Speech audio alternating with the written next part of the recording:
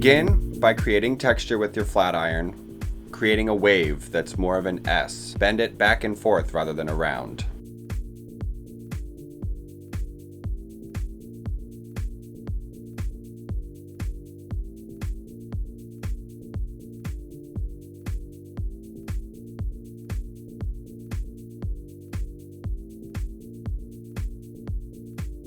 Add texture spray and hairspray for a little grit to the hair.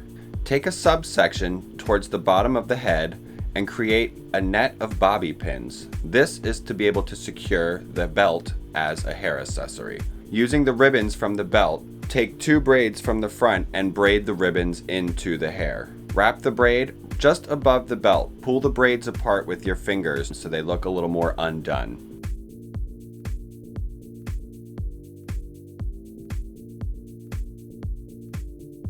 This is our undone chignon. Begin by teasing through the top of the head to create volume. Direct all hair back. Begin twisting above the ear and securing just above the occipital bone. Keep gathering hair back and continuing to secure with bobby pins, working your way down the back of the head. Subsection the remaining hair into 2 parts and gently roll them up to create the chignon. Ensure you leave out pieces so that it has that undone effect.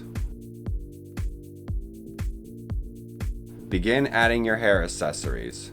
Again, get creative with this placement. It's entirely up to you on what you want to showcase. Once secured, move back to the front of the face and pull out a few pieces just to continue that softness.